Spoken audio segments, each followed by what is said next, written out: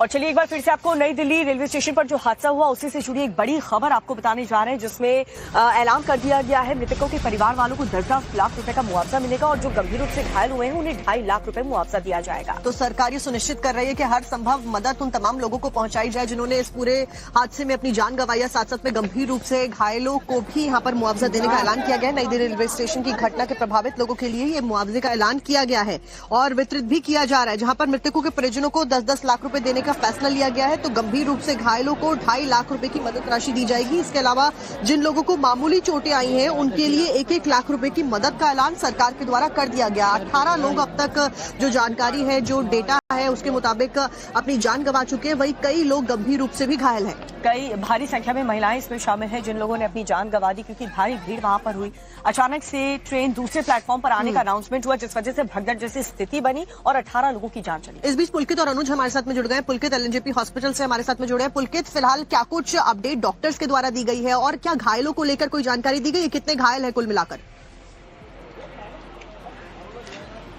देखिए, एलएनजेपी अस्पताल के अंदर करीब 12 लोग अभी भी भर्ती हैं जो घायल हैं। इसके अलावा जो मृतकों की संख्या एलएनजेपी अस्पताल से है वो 15 लोगों की है और लेडी हार्डिंग से 3 लोगों की डेथ की खबर है और वहां पर भी कुछ घायलों को भर्ती कराया गया है। तो लेकिन जो गंभीर लोग हैं, जो अंदर 12 लोग घायल हैं, उनमें से 1-2 को और ज्यादा गंभीर बताया जा रहा है अंदर अस्पताल की तरफ से।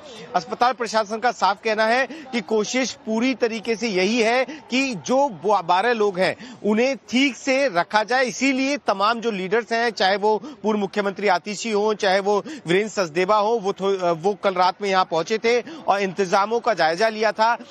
एलएनजेपी अस्पताल की तरफ से साफ कर दिया गया है कि अभी तक सिर्फ 15 लोगों की डेथ यहां से हुई है और 3 लोगों की डेथ लेडी हार्डिंग से। तो कुल मिलाकर देखा जाए तो 18 लोगों की मृत्यु इस घटना में अभी तक हो चुकी है। शुरू कर लेते हैं। पुलकित, आप लगातार घायलों के बारे में जानकारी दे रहे हैं, लेकिन अनुज, अभी फिलहाल रेलवे स्टेशन पर क्या व्यवस्था की गई है? क्योंकि तमाम जो अलग अलग रेलवे स्टेशन है, हादसे के बावजूद भी वहां पर भारी भीड़ महाकुंभ जाने के लिए श्रद्धालुओं की नजर आ रही है।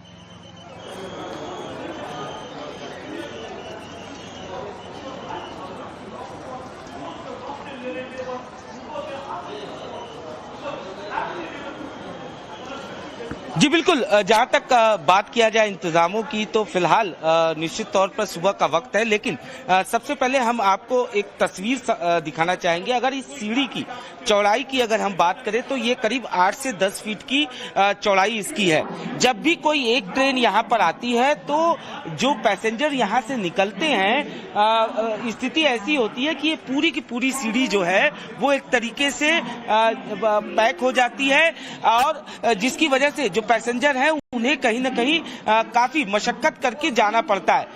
कल जो हालात थे, चूंकि लगातार ये बात सामने आती है, अगर प्रयागराज की बात करें, कुंभ की बात करें, तो सैटरडे संडे को वहां पर हर सैटरडे संडे को भीड़ ज्यादा हो रही है। चूंकि छुट्टियां होती हैं, लोग जो हैं वो ये चाहते हैं कि वो वीकेंड में चले जाएं और महाकुंभ से वीकेंड में ही वो वापस आ जाए। इसी को लेकर फ्राइडे सुबह से अगर हम बात करें तो फ्राइडे से लेकर कहीं न कहीं स्टेशनों पर भीड़ बढ़नी शुरू हो जाती है।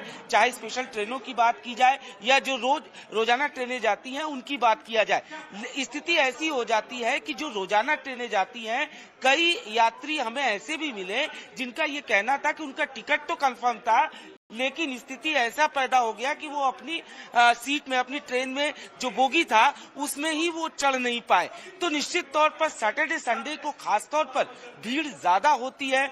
ऐसे में जिस तरीके से 2 ट्रेनें डिले थी, लेट थी और उसी दौरान एक अनाउंसमेंट होता है, तो कहीं न कहीं ये जो ट्रेनों के डिले होने की वजह से और लेट होने की वजह से ये पूरा हादसा हो गया।